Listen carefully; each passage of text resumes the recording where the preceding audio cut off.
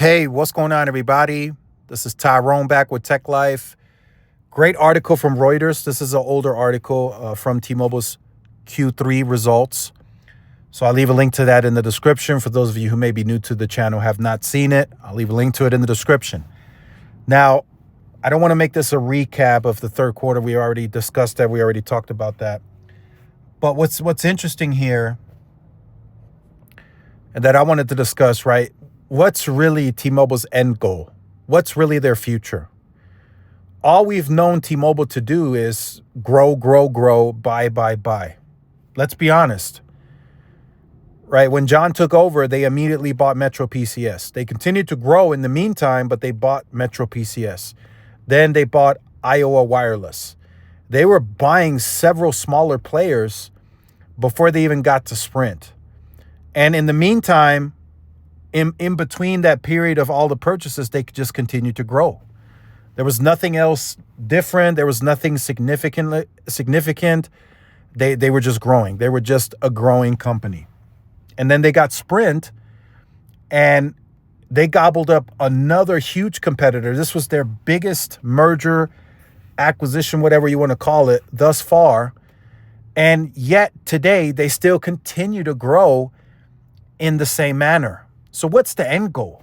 You can only get so many customers. If they do surpass Verizon in customer counts, are they going to just continue to grow? What's the end goal with all this growth?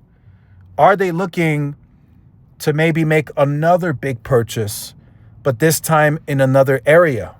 They bought arguably the biggest competitor that they could possibly buy. Right? They clearly don't have the cash to buy AT&T or Verizon's assets. It's just too big. Wireline, everything included at the time, right at that time where the merger was first announced, AT&T still had media. So they were an insanely huge company from an asset perspective. They had Time Warner, DirecTV. I mean, it was just not possible. So the biggest possible consolidation that T-Mobile could have done was to get Sprint. That was the only biggest competitor in the wireless space that they could have knocked on their door, and it made sense, right? That they could put an offer together that would work for both parties. That was the only one. And they got it. 2020 comes around April, they get the approval from the final judge, and they got it. They closed the merger, but now they still continue to grow the same. So what's the end goal, right? What's really the end goal? US Cellular, that was always in discussion for me. You guys have heard me mention this even before the deal was announced, just because it's faster to grow the rural footprint with that acquisition. Getting those 2,100 sites, it's easier to upgrade or add your equipment to an already existing monopole versus having to build and construct all of them on your own. Building 2,100 new sites could take years on years versus converting and upgrading existing stuff that's already built. So that's quicker. That's a quicker process. It's still going to take a year, maybe two, but it's far quicker than all the years it's going to take to do that organically. So that's the whole reason behind US Cellular, right? Yes, they get the customers, but they mostly want that native footprint. They know they can grow. They, again, as I started the video, grow. That's what they do. They know how to do it. T-Mobile knows how to grow. But what's the end goal?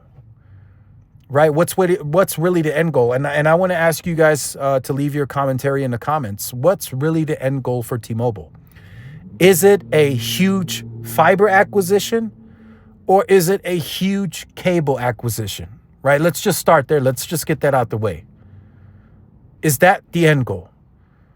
Like I said, in the wireless space, there's only so much that you can get over the years. And as quickly as T-Mobile's growing, eventually there's going to be a ceiling that they're going to reach. Regardless if it's small market rural areas, regardless if it's enterprise, FWA, home broadband, whatever, they're going to reach a ceiling at some point. Right? Currently, we have guidance through 2028. Time's flying by. We're in 2025 soon, then we'll hit 26, 27. Then we'll have to get another update. What are they going to tell the market again in 2028? Oh, we're going to grow to this number, right?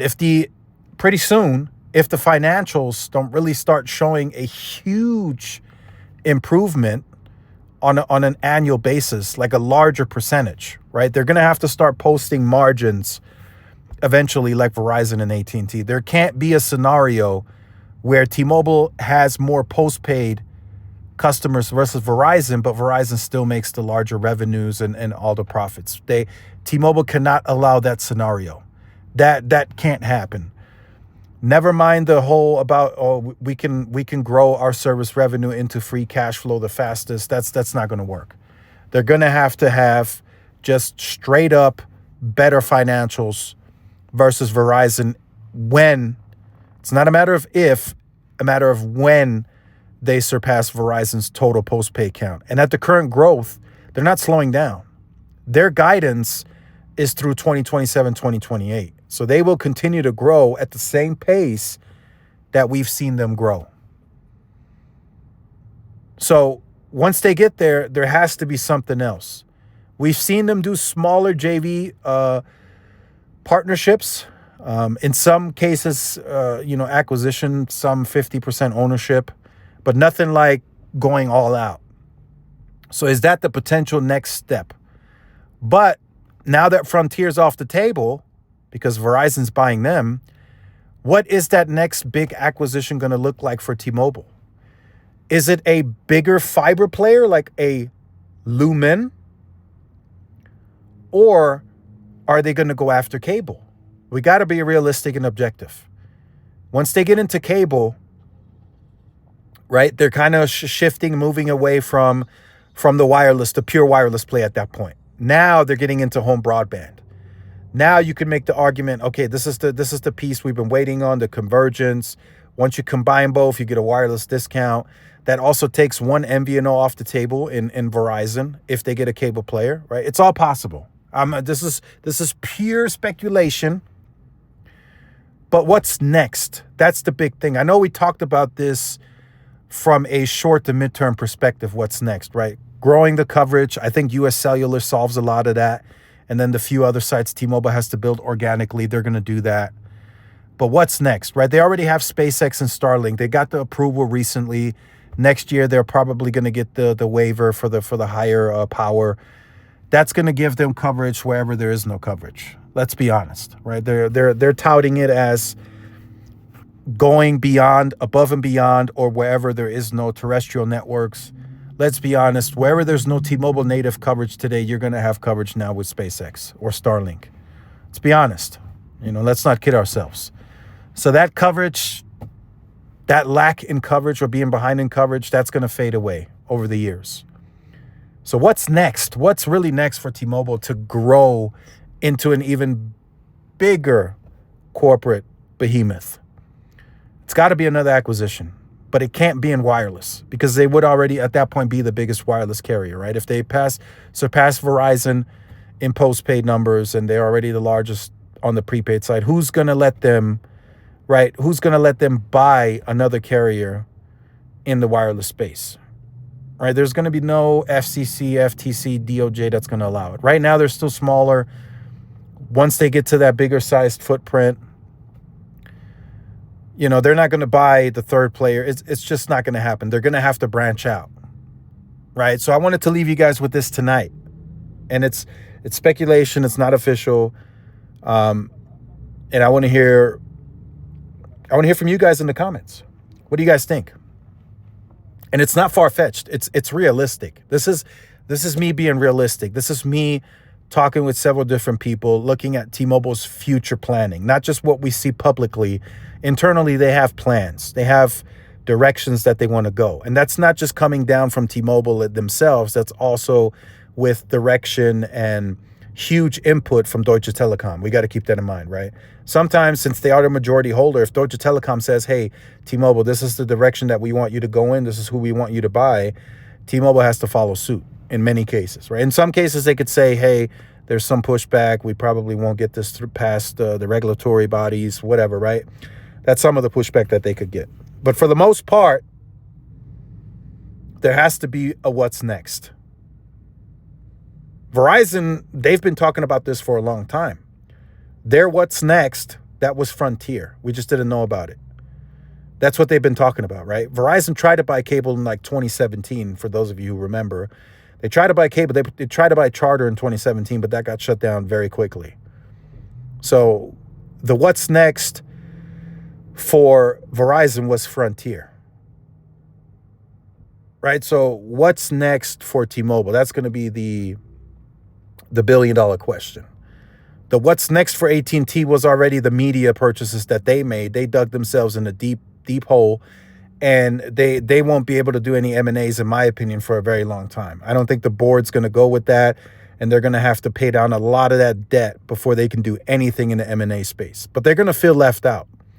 If T-Mobile executes their what's next move and AT&T doesn't get a piece of the pie, they're going to feel left out. Verizon's getting Frontier. That's all they want right now. If they get that, Verizon's going to be happy. But if T-Mobile executes their what's next and AT&T doesn't get anything, then AT&T is going to feel left out. They're going to start complaining and crying like they've been doing. So be on the lookout for that. But again, all of this is just AT&T being late to the party. That's all it is. So just wanted to talk about that in this video. I felt like this needed to be done. It needed to be said. Like, I know T-Mobile currently has all these deals, Lumos and Metronet and all these fiber things, but they're relatively small. Those are relatively small purchases. But the big thing is here, what's next for T-Mobile? That's going to be the big elephant in the room moving forward, and time's flying by fairly quickly. So it's reasonable to really talk about that now, and also get your guys' input in the comments. I know you guys said there's another wireless carrier in Alaska that T-Mobile could possibly buy. It's a possibility, but like I said, T-Mobile is a huge company now, and they continue to grow like they're a small player. So that's going to reflect. You're going to start seeing that in the numbers. The regulatory bodies are going to say, whoa, this is a huge company. Why are they still trying to buy these carriers? So that's not going to fly much longer. US Cellular, I think, is probably the last one that they can get across the finish line. But beyond that, I'm starting to doubt that they can still do some more regional buys because of the pace that they're growing at. If they were to slow down, I would say, okay, maybe. But at the pace that they're growing, they're growing quickly. We're talking postpaid side. I mean, within a 3-year period, we're talking growing 50 million customers if they can maintain the 5.5 million annually. So that's very quickly. I know 3 years is still a long time, but it's happening very quickly. So let me know your thoughts in the comments, what you think T-Mobile's next is. What is their next? Let us know in the comments. Like, share, subscribe if you're new. Follow my social media outlets. This is Tyrone with Tech Life. See y'all in the next one. Peace.